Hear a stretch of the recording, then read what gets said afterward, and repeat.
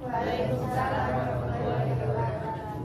Terima kasih kepada teman-teman yang sudah bersedia untuk datang mengikuti konseling kelompok ini. Pertama, marilah kita buka kegiatan hari ini dengan bismillah.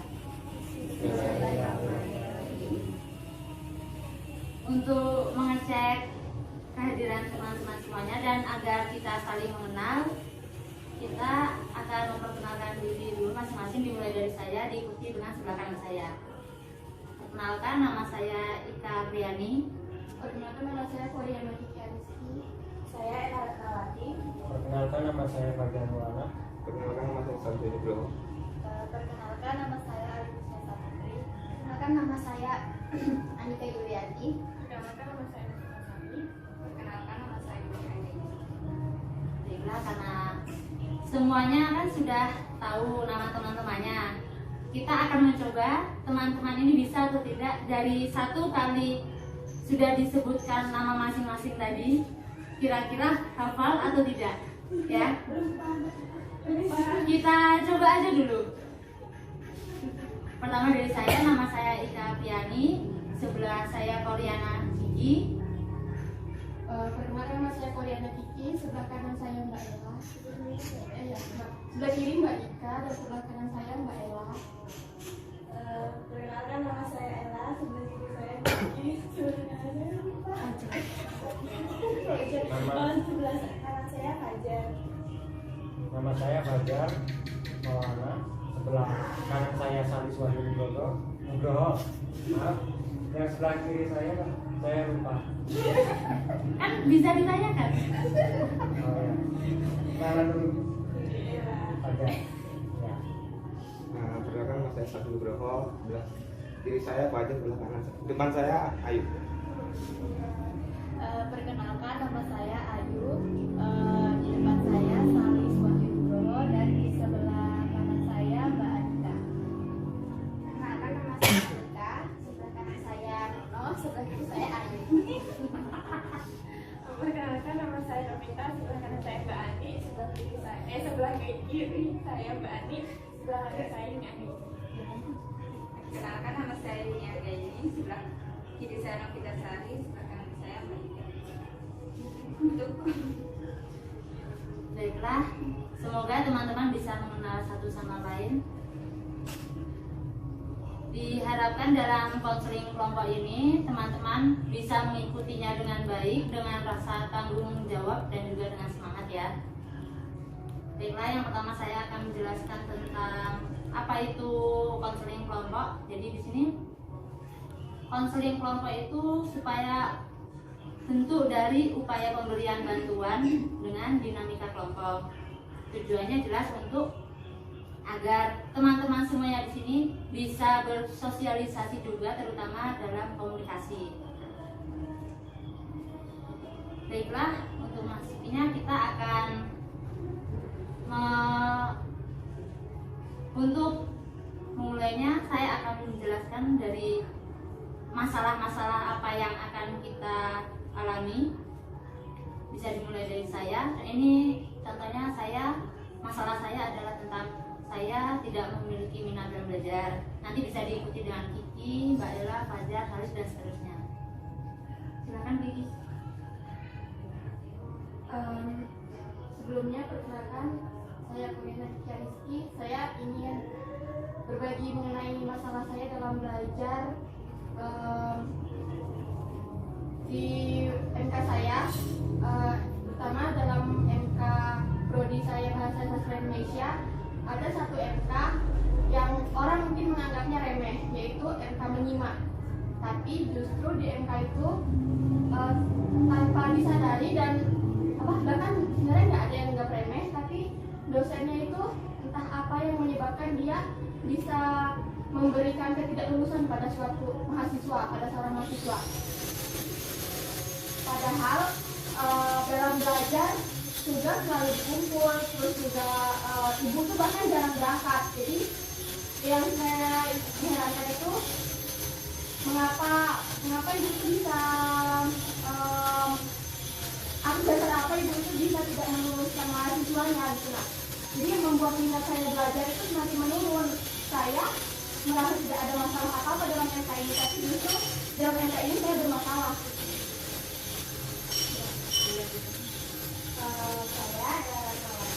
Di sini saya ingin menceritakan permasalahan saya, yaitu saya tidak gimana ya, dalam mengerjakan tugas-tugas itu selalu merasa malas, selalu kurang motivasi untuk belajarnya itu kurang. Padahal teman-teman juga udah ngajarin, ayo kita ngerjain tugas, tapi itu sama sekali nggak berefek buat saya, karena ya dalam diri saya sendiri kayak apa ya, motivasi untuk belajarnya itu tuh nggak ada.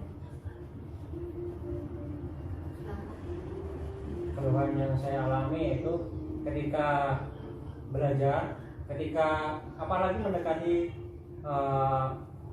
apa namanya itu UAS, bahkan UTS, nah itu saya mengalami malas belajar. Di situ pun ujung-ujungnya ketika ulangan dimulai, saya itu cenderung kontak teman saya. Saya tidak yakin dengan jawaban saya. Kenapa saya tidak yakin? Karena saya tidak belajar tadi. Diliputi oleh rasa malas sehingga saya tidak mau belajar. Di sana saya juga mengandalkan teman-teman saya, apalagi kami bergeng, kami menyontek dan tidak mau mengerjakan dengan sendirinya karena kami malu belajar. Itu. Selanjutnya. Ini langsung ke intinya saja. Permasalahan saya alami yaitu dalam pelajaran matematika, di mana mungkin semua mata pelajaran bisa dibilang nilai saya di atas rata-rata. Tapi kenapa MTK tersebut selalu mengalami remedial? Padahal saya sudah berusaha belajar, sudah berusaha untuk menghafalkan rumus-rumus, tapi entah kenapa masih turun juga. Mungkin permasalahan saya hanya di MTK tersebut. Terima kasih. Kalau saya masalah dalam kesulitan belajar itu karena saya itu lebih fokus sama pacar. Jadi kalau misalnya kita udah fokus sama pacar, udah chatan atau kita main sosmed sama pacar, itu pasti bakalan lupa waktu. Jadi kita tuh nggak bakal mikirin belajar lagi. Jadi pokoknya intinya kita tuh bakal fokus ke pacar. Kalau masalah belajar yang saya alami sih, ini nih baru akhir ini sih, kayak mungkin karena pembelajaran dari kayak gini terus jadinya tuh pembelajaran tuh kita tuh bukannya dapat materi tapi dapetnya tugas. Jadinya saya tuh kayak merasa yang penting tugas kumpul, nanti kerjanya misalnya besok deadline-nya hari Senin, hari Minggu malam saya baru kerjain. Jadi kadang saya sampai lembur-lembur demi ngerjain tugas yang penting kumpul. Karena males sih sebenarnya kayaknya, karena udah terlalu sering nerima tugas itu, jadinya udahlah yang penting kumpul aja. Masalah saya itu kurang lebih seperti Mbak Ella dan Mbak Ani. Permasalahannya itu pertama itu dalam malas sekali. Saya bisa ngerjain tugas itu hamil beberapa jam, kadang 30 menit baru saya kerjain. Itu pun kalau misalnya deadline baru saya kerjain. Nggak tahu ya kenapa, itu tuh mungkin nggak ada motivasi dari diri sendiri atau dari orang lain. Tapi kadang teman-teman saya itu kadang ayo kerjain bareng atau gimana. Tapi saya tuh tetap aja, ayo, saya bilang ayo, tapi saya nggak ngerjain, saya tetap main HP atau yang lainnya. Saya pun gini loh, apalagi sekarang kan masa pandemi, kita kan disuruh kuliah online. Itu saya biasanya kadang jenuh di rumah, jadi saya mungkin butuh motivasi. Itu kadang saya nggak terlalu fokus sama belajar atau itulah kerjain tugas, jadi saya lebih baik main daripada saya stres gara-gara bikin tugas. Ini gimana? Kalau saya kurang sukanya kepada dosen, kayak dosen itu lebih memilih-milih teman-teman yang lebih aktif. Jadi teman-teman yang pasif itu kayak didiamkan, kayak nggak ada interaksi antara teman satu sama dosen satunya gitu. Baik, di sini kan teman-teman sudah mendengarkan dari masing-masing masalah kan. Menurut teman-teman ini, dari semua yang telah disampaikan, di mana yang menurut teman-teman ini emang paling sulit atau paling urgent? Kalau menurut Atika, permasalahannya juga sih, karena gini, juga kan males juga kan, masih kerjain tugas. Terus kalau udah UTS, apa mendekati UAS itu juga sama aja,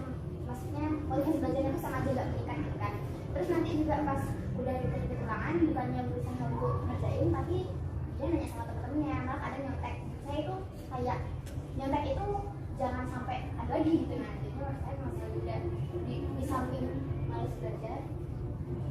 Oh nggak nah, ya kan namanya juga. Oh Fajar, maaf ya. Di samping males belajar, kebiasaan nyontek, terus sama terlalu mana ya? Teman itu emang baik sih kalau kita punya teman yang mendukung. Tapi kalau mendukungnya dalam segi contek mencontek, menurut saya itu udah toxic relationship. Saya gitu, tapi ya kalau misalnya ini pendapat saya dari teman-teman yang lain nggak setuju ya kita kan ngambil yang paling banyak kan Kak. Saya mau berpendapat, kalau menurut saya masalah yang banyak banget dihadapin anak muda sekarang ini yang bucin-bucin ini yang masalahnya Mbak Bayu. Kan apalagi yang kayak lagi asmaranya tuh kan yang masih merah-merah jambu banget itu kan bucin, kadang bahkan kayak tugas tuh apalagi pacarnya kan kamu aja yang ngerjakan, bahkan pacarnya kayak udah aku aja yang ngerjakan dan kasih. Jadi kan akhirnya membuat entah ini si pihak cowok ataupun si pihak cewek ini kayak malas belajar karena dia udah bergantung, kan ada pacar aku, kan ada cewek aku yang ngerjakan, atau bahkan kayak ngerasa udahlah ngapain pinter-pinter kali kuliah, habis itu kita bakalan nikah, kan udah bakalan kayak udah dikasih ini janji kayak gitu sih gitu. Jadi menurut saya masalah yang apa di sekarang ini ya masalah bahan hukum yang perlu ada solusinya bagaimana. Ada yang lain pendapatnya? Kami setuju sama Aika. Permasalahannya Fajar jangan salah lagi.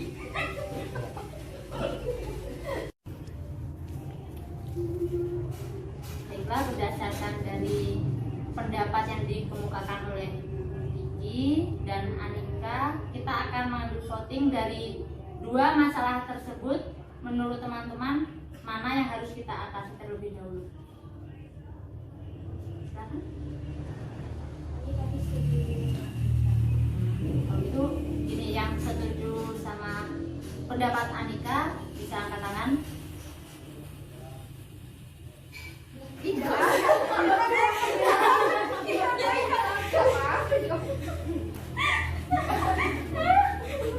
Jadi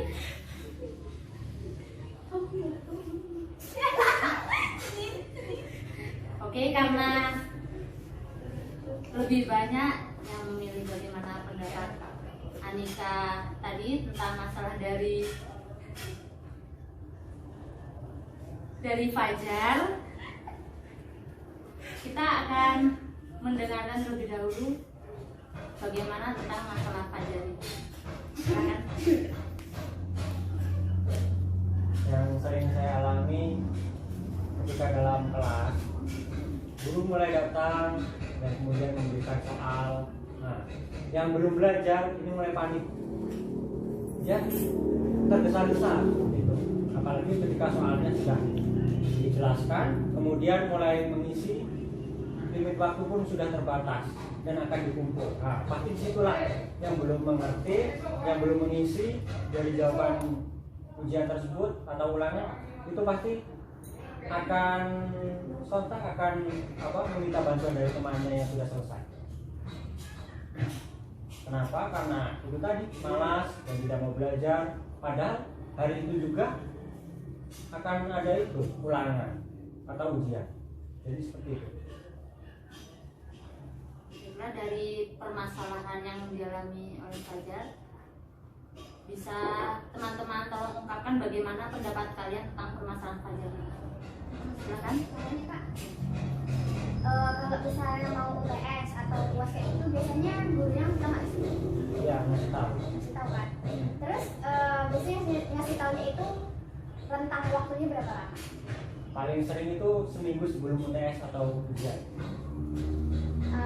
Kan waktunya lama tuh, Ya. seminggu kan. Seminggu kan 7 hari lama nih kan. Kalau untuk belajar kayak gitu seharusnya bisa. Ya, seharusnya bisa, karena rasa malas yang mulai timbul. Nantilah, masih lama, seminggu lagi. Nantilah.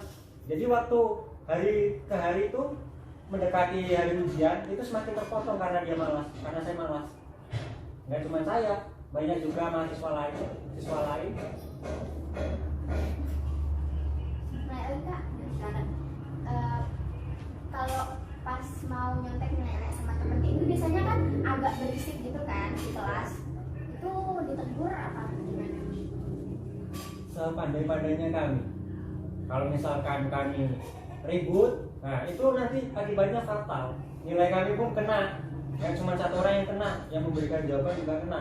Jadi sebisa mungkin kami itu tidak ribut ketika memberikan jawaban kepada teman kami, bahkan atau saya meminta jawaban dari teman saya, seperti itu, biar nggak ketahuan. Ada yang ingin berpendapat lagi? Silakan. Mungkin juga kan mereka ini contoh-contoh ini nggak bilang teman tapi memang udah kayak niatin dari rumah gitu lah, udah siapin OPK gitu. Nah saya itu juga kayak ngerasa kadang kayak gimana sih caranya itu lah negur teman yang sering buat OPK itu lah. Soalnya kadang mereka ini kayak udah rebutan dulu duduk paling belakang udah nyiapin OPK segala macam, jadi mereka ini kayak cara nyontek ini mulus gitu. Nah akhirnya mereka dapat nilai tinggi, sedangkan kami yang udah susah payah belajar nilainya rendah gitu. Nah Yang lain? Nah, Kak. Jadi kebiasaan nyontek kayak gitu nih kan, Fajar semester berapa? Fajar kan? Semester 3. Nah, itu kebiasaannya otomatis teman-teman satu gengnya di perkuliahan itu kan baru sampai semester ini kan. Iya. Nah, apa namanya? Jadi kebiasaan nyontek itu udah berlangsung lama atau gimana? Itu sudah lama, bahkan dari zaman saya SD, SMP, SMA sampai kuliah itu masih ada. Itu pun dari sebelum saya sekolah itu udah turun temurun dari itu dari apa namanya, dari setiap angkatan itu pasti ada. Kalau di prodi saya itu kan ada dosen memang dia tuh benar-benar killer lah, kalau misalnya killer. Nah, beliau ini kalau misalnya mau ujian atau UTS itu tuh kami kan udah milih-milih tempat tuh. Nah, tapi nanti bapak itu bilang kamu di sini, kamu di sini, kamu di sini. Bapak itu tuh mungkin ngelihat ya kan, di dalam kurung itu ngelihat mana orang yang kebiasaan nyontek, mana yang biasanya nggak nyontek. Mungkin solusinya itu sih, dosennya mungkin harus lebih jeli. Saya solusi ya, harus Belum.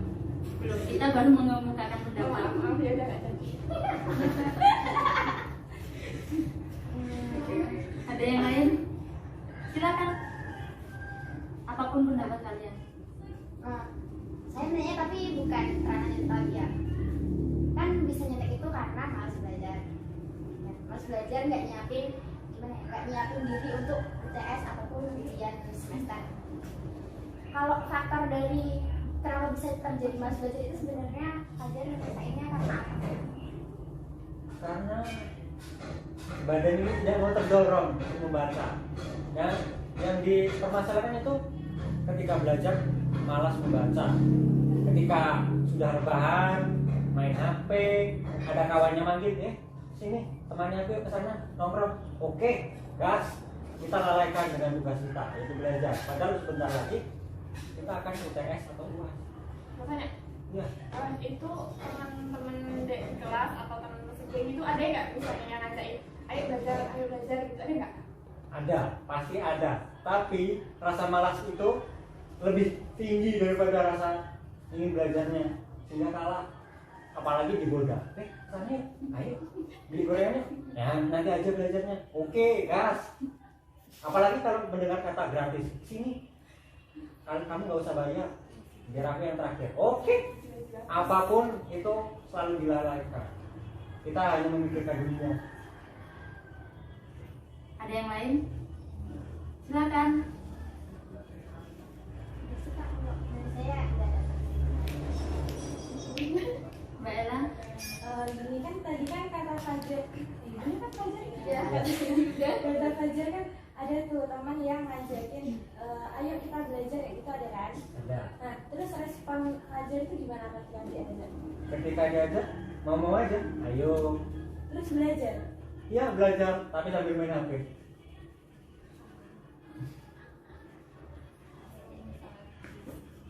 Salis, gimana pendapatnya? Jadi solusinya ada pertanyaan. pendapat tentang permasalahan. Kalau bertanya boleh? Pada sebelumnya udah pernah berpikir belum untuk belajar lebih awal? Pernah berpikir untuk belajar lebih awal.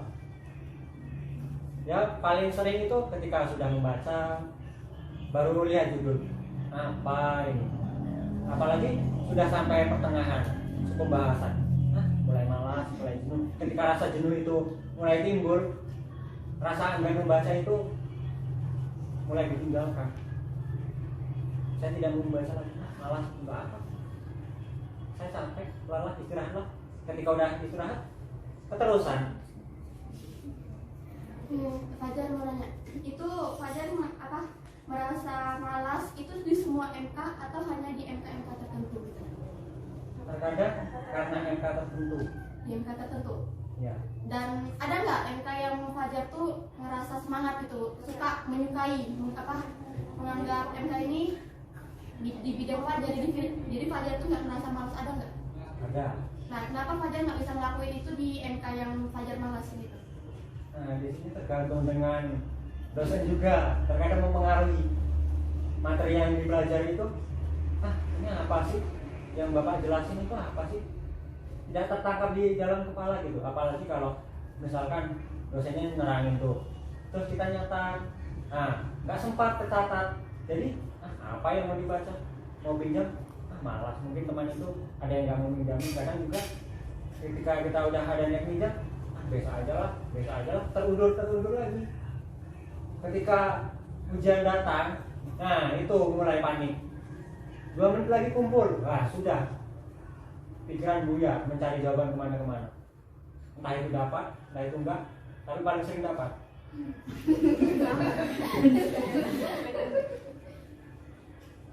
Ada lagi? Baik. Dari sekian banyak yang sudah berpendapat, menurut teman-teman ini solusi apa yang bisa diberikan untuk menyelesaikan permasalahan dari Fajar? Ya, silakan. Jadi kan tadi Fajar katanya pernah diajak sama teman belajar bareng kan. Itu kan salah satu vibes positif lah dari teman-temannya, meskipun nggak semua, tapi kan itu ada salah satunya. Nah, menurut saya belajar sama teman itu lumayan membantu sih, karena saya juga sering males kan. Terus kalau nanya sama teman, kalau nggak Fajar sering nanya sama teman, tugasnya udah apa belum, kayak gitu. Kalau nanti temannya bilang aku udah, pasti nanti tuh kayak diri tuh ngerasa kayaknya ya, ih dia udah masa aku belum sih gitu. Gimana ya, meskipun nggak secara langsung kayak gitu, tapi bakalan ada rasa kayak gitu timbul sedikit-sedikit. Nanya aja dulu, kamu tugasnya udah belum, kamu udah belajar belum, kalau dikit-dikit ujian gitu. Kalau misalnya aku udah belajar tapi baru dikit, terus nanti misalnya Fajar males nih, tapi aku malas baru belajar MK ini, Fajar bilang aja, kamu belajarnya sampai mana, jelasin ke aku dong. Kalau penjelasan dari teman itu biasanya lebih gampang nyerap kita, kalau menurut saya. Itu Kak. Yang lain? Mungkin solusinya itu ya mungkin dari itu sendiri sih. Kalau misalnya kamu malas nih, terus habis itu teman ngajak, ayo belajar. Nah nanti kamu itu kayak, ayo lawan rasa malas itu gitu. Nah bisa nggak? Nah lawan. Saya juga kadang gitu, malas banget. Ada mau sholat malas, mau ini malas gitu kan. Tapi nanti dorongan dari diri sendiri tuh mau berubah enggak gitu. Nah mau melawan rasa malas ini enggak gitu. Nah jadi kalau misalnya enggak dari kita sendiri, kalau misalnya kita bergantung dari orang lain, itu tuh nggak bakal merubah kita sendiri. Ada sih motivasi, tapi cuma mungkin beberapa persen. Mungkin tuh nggak sehebat kalau kita dari diri sendiri. Mungkin gitu. Saya Kak, ya. Mungkin kan tadi si Fajar bilang itu dari cara ngajar dosennya nggak sih membosankan. Ya. Nah, kalau misalnya dari cara dosennya yang membosankan, kenapa kita nggak menciptakan suatu metode belajar yang efektif buat kita sendiri? Misalnya nih, kita bosan, kita nggak suka di suatu mata pelajaran. Aturan kita gimana caranya kita tuh bisa suka sama mata pelajaran itu? Entah kita tuh buat apa ya, kayak target gitu. Nah, di minggu ini aku harus paham nih MK ini, aku harus paham nih materi ini. Terus kalau teman aku aja bisa, ya berarti aku harus belajar dari dia, aku harus cari tanya-tanya sama teman aku yang bisa ini. Terus juga kayak kita nih setiap minggu itu kita tuh kayak udah nyiapin planning gitu, udah nyiapin apa aja yang harus kita siapin, target-target kita ke depannya itu kayak gimana di mata pelajaran ini, supaya kita tuh bukannya makin males tapi kita tuh ada perkembangan lah gitu. Nah setiap minggunya, bahkan kan kita sendiri kan yang belajar, kita sendiri yang bisa ngerasain, jadi yang bisa lawan bersama kita juga kita sendiri dengan cara ya menciptakan metode belajar yang efektif buat kita sendiri. Gimana? Ada lagi? Ya, silakan. Ini juga dari diri saya sendiri sih, maksudnya ini berlaku untuk saya juga. Ini misalnya untuk tugas, tapi bisa juga sih kalau untuk kayak harus belajar kayak gitu. Namanya itu memenuhi keinginan sesaat. Jadi kayak misalnya lagi ngerjain tugas, pasti ngerjain tugas itu nggak bisa langsung mulai jam segini langsung selesai gitu, nggak bisa kan? Pasti kayak ada males kayak gitu. Jadi nanti misalnya nih kita misalnya ada target, misalnya bikin PPT aja, saya kan biasa sering bikin PPT. Jadi saya tuh kalau setiap selesai 2 slide saya main HP dulu, kalau nggak nonton YouTube dulu, nggak apa-apa, nonton aja dulu satu tayangan satu. Misalnya kalau saya lagi suka vlog yang naik gunung, saya tonton 1 episode. Nanti kalau misalnya udah selesai, saya lanjutin lagi 2 slide lagi. Nanti selesai 2 slide saya balas chat, buka grup kayak gitu. Jadi memenuhi keinginan sesaat ini nih kayak penting gitu loh buat diri kita. Itu tuh reward untuk diri kita sendiri kalau kita selesai mengerjakan tugas ini. Atau kalau misalnya mau UTS, mau UAS, belajar aja dulu 1 bab 1 kali. Kalau sekarang kan kita pertemuan kan materinya, kayak misalnya pertemuan 2 itu materinya apa. Kalau selesai mempelajari materi pertemuan kedua, kita penuhilah keinginan kita. Lagi pengen apa? Misalnya lagi pengen es krim, Hajar lagi pengen es krim, nggak coba pengen es krim. Kalau makan itu dulu es krimnya dimakan dulu. Nanti kalau es krimnya udah selesai makannya, lanjutin pertemuan ketiga materinya apa. Nanti selesai pelajarin materi ketiga, materi pertemuan ketiga, penuhi lagi keinginan sesaatnya itu apa kayak gitu. Jadinya kayak reward untuk diri kita tuh penting gitu loh, biar kita nggak males-males banget lah. Kalau males tuh pasti ada lah di semua orang, tapi tergantung gimana cara kita memanage rasa males kita.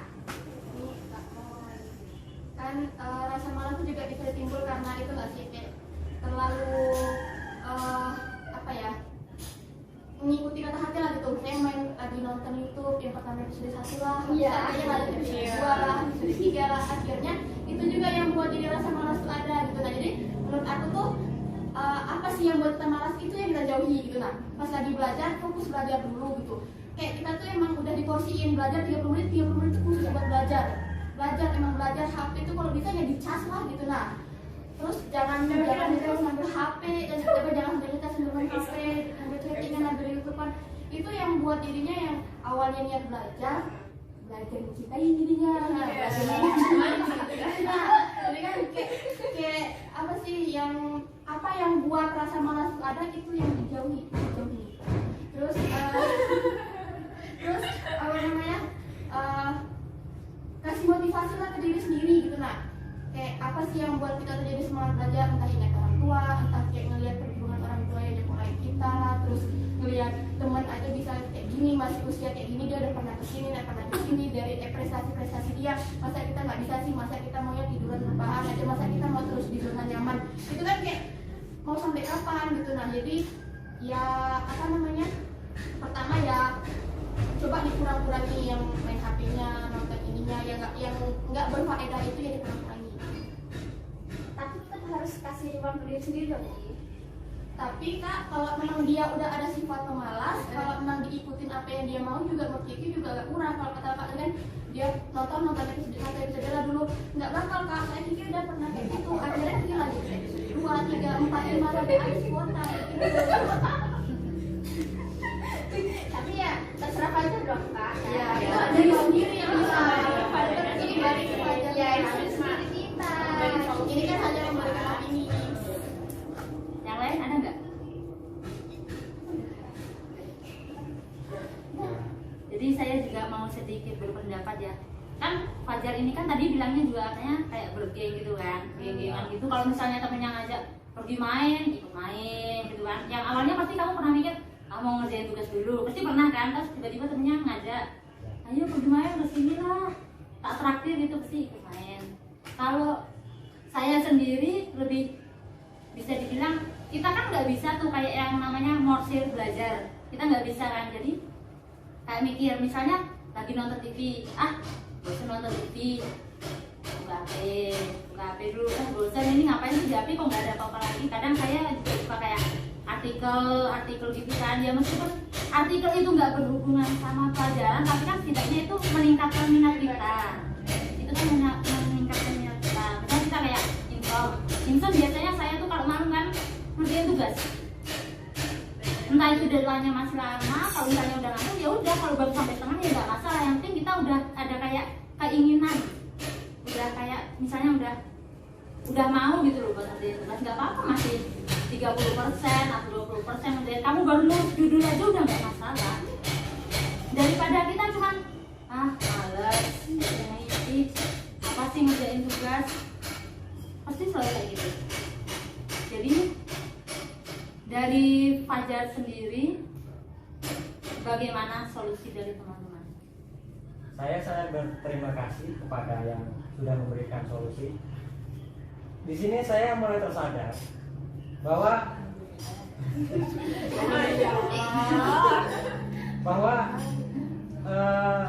refresh otak itu juga penting ya, apalagi ketika kita jenuh.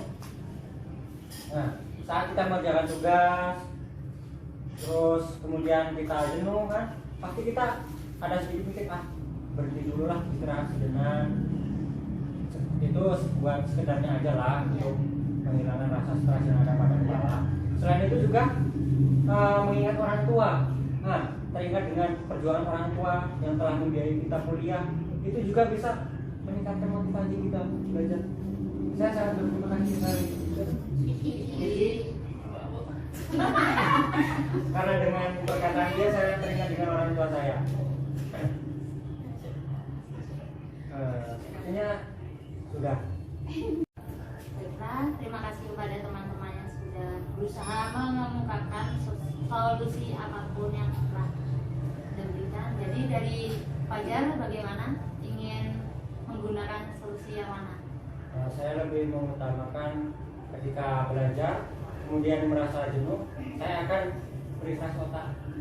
Nah, seperti menonton sebentar, atau ngemil, atau bermain dengan adik saya, bahkan ngobrol dengan orang tua saya. Itu yang akan saya lakukan pertama kali. Nah, jadi untuk minggu depan kita lihat kembali bagaimana perkembangan dari Fajar ya. Jadi bagaimana pendapat Fajar tentang konseling hari ini? Alhamdulillah itu membantu saya dan juga menyadarkan saya arti penting belajar itu seperti apa.